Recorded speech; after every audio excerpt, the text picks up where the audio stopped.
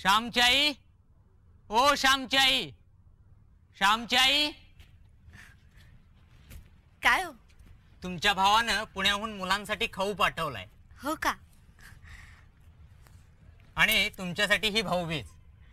माझा थोरला मुलगा आणि बाकीची मंडळी कशी आहे? तिकडची सगळी मंडळी खुशाल आहेत. तुम्ही काही काळजी करू नका. येऊ मी आता? हो.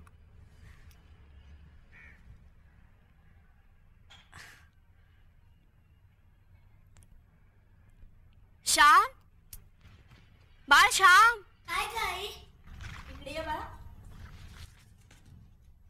शेटजींकडे जा आणि नवीन सदरा कितीला पडतोय ते विचार. तुझ्या बाबांसाठी लागतोय म्हणावं. जा.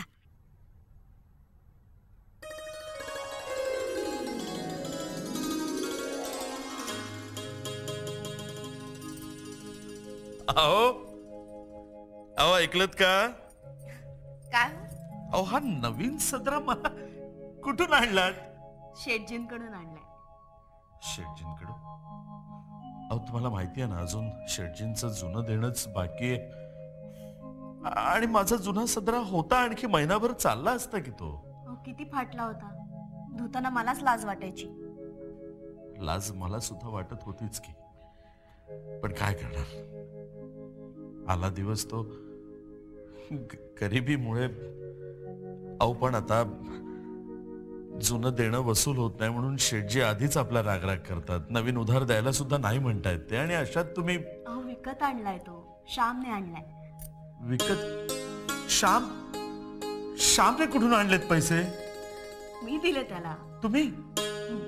आणि तुम्ही कुठून आणलेत ते? अहो माझ्या भावाने भाऊबीज पाठवली होती, त्याचाच आणलाय. तुमच्या भावानं पाठवलेली भाऊबीज ती. त्यावर तुमचा हक्क. तुम्ही आणि मी वेगळे का आहोत? नाही तसं म्हणायचं नव्हतं मला, पण मी हे सगळं असं नवीन सदरा वगैरे घालायचं आणि तुमचं लुगडं पण फाटलेलं आहे. तुम्ही तुमच्यासाठी लुगडी का नाही आणली? तुम्ही नवीन सदरा घातल्याचा मला खूप आनंद झाला. आणि तुमचा आणि माझा आनंद वेगळा काय? बरोबर आहे, पण मी असं नवीन घालायचं आणि माझ्यासाठी सदरा आणून तुम्ही तुमचा आनंद मिळवलात, पण माझं काय? मला दुःख होतंय. चुकीचं बोलताय तुम्ही. माझा आनंद तोच तुमचा आनंद ना.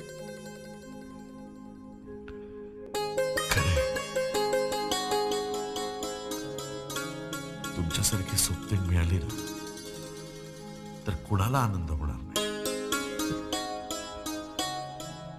कोण म्हणतं मी गरीब आहे? मी गरीब नाहीये. श्रीमंत आहे मी. श्रीमंत.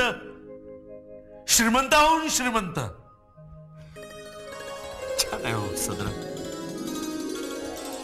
खरंच छान आहे. कसा दिसतो मी?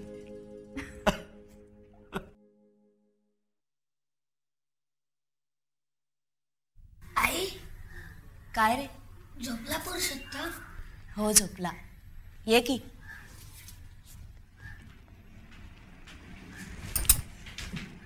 आई या सोमवती अमावस्येला काय घालतेस? 108 वस्तूच वाहतात ना? हो. आंबे घालतेस? घरात विष खायला पैसे नाहीत रे. गळफास लावावा म्हटलं तर दोर घ्यायलाही पैसे नाहीत आपल्याकडे. श्याम, आपल्या अंगणात पैशाचे झाड आहे का रे? हलवले की पैसे पडायला. आपण आता श्रीमंत राहिलो नाही रे, गरीब झालो. आई आपण 108 आवळे किंवा 108 बदाम घालूया. आवळे आणि बदाम घातले होते रे मी. मग 108 चिंचोके घालूया. चालेल? चालेल रे, पण लोक हसतील ना आपल्याला. हसू दे. हसले तर हसले, त्यांचे दात दिसते. हसायला का पैसे पडतात? पण देव बाप्पा तर हसणार नाही ना, आणि रागवणारही नाही. हो, देव बाप्पा नाही रागवायचा. देवाला काहीही द्या. कृष्णाने नाही सुदाम्याचे पोहे खाल्ले होते. प्रभू रामचंद्रानं शबरीची उष्टी बोरं सुद्धा खाल्ली. मग तू चिंचोक्याचं काय घेऊन बसलायस रे? आपण देवाला 108 दगड जरी वाहिले ना तरी त्याला ते खडी साखरेप्रमाणे गोड लागतील. देवाचं काही नसतं रे. त्याला काहीही द्या पण भक्तिभावानं द्या. मग तू काय करणार आहेस? मी 108 फुलं वाहणार आहे. फुलासारखं निर्मळ आणि शुद्ध ते काय असेल? ओम एकदंताय विद्महे वक्रतुंडाय धीमहि तन्नो दन्तिः प्रचोदयात्. ओ दयात वक्रतुंड महाकाय सूर्यकोटि. झाली अंघोळ? हो, ते सावकाराकडून बळवंतराव आले, त्यांना काही चहा विचारला की नाही? सगळं दिलंय हो. स्वयंपाकही तयार आहे. पानं घेऊ? मी सांगतो त्यांना तसा.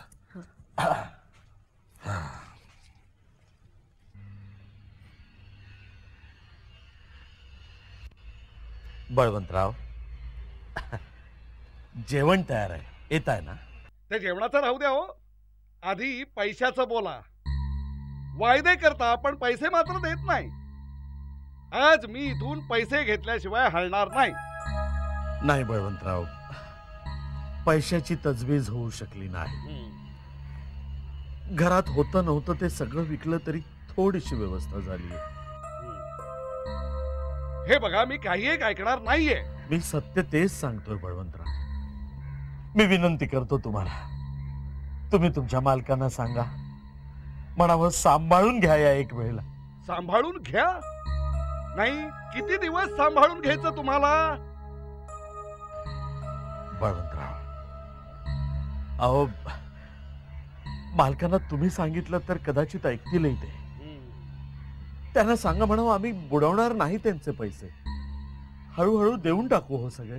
हे बघा, मी काही एक ऐकणार नाहीये. काय हो? नाही, तुमच्याकडे नवीन घर बांधायला पैसे आहेत, मुलाला चांगल्या शाळेत घालायला तुमच्याकडे पैसे आहेत, पण सावकाराचं कर्ज फेडायला तुमच्याकडे पैसे नाहीत. नाही बळवंतराव, गैरसमज नको.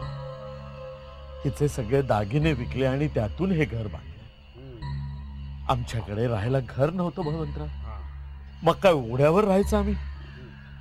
छोटी छोटी मुलं आहेत हो माझी, त्यांना काय उघड्यावर टाकू? नवीन घर बांधण्याकरता तुम्ही बायकोचे दागिने विकलेत. होय. आता सावकाराचं कर्ज फेडण्याकरता बायकोला विका. काय बोलताय का तुम्ही? जिभेला काही हाड आहे की नाही तुमच्या? बायको विका म्हणताय? लाज नाही वाटत तुम्हाला? जा सांगा आपल्या मालकाला, करा आमच्या घराचा लिलाव. कुशाल गावात दवंडी पिटा, आणा घरावर जप्ती. पण हे असलं अभद्र बोलू नका तुम्ही. काही ऐकायचं नाहीये मला. आधी यांना इथून चालते व्हायला सांगा. याचीच वाट पाहत होतो. आता 15 दिवसाच्या आत तुमच्या घरावर जप्ती आणतो. नाही बळवंतराव, तुमच्या बायकोनं माझा अपमान केलाय. आता परिणामांना तयार राहा. मी क्षमा मागतो तुमची बळवंतराव. अहो काय केलं ते? ही अक्कल तुमची? मी सकाळपासून त्यांच्याशी किती जपून वागत होतो, किती मनधरणी करत होतो त्यांची, आणि तुम्ही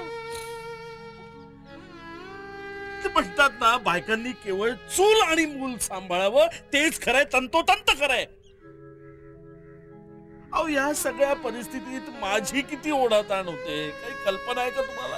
असलं अपमानित जगण्यापेक्षा मेलेलं बरं. कुत्र्यासारखं जगायचं नाहीये मला आता. येऊ दे जप्ती, होऊ दे लिलाव.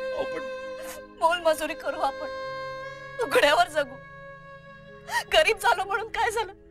ही असली अभद्र बोलणी ऐकून घ्यायची नाही मी. मला कळत नाही का हे सगळं? पण हे सगळं बोलणं सोपं असतं, करणं खूप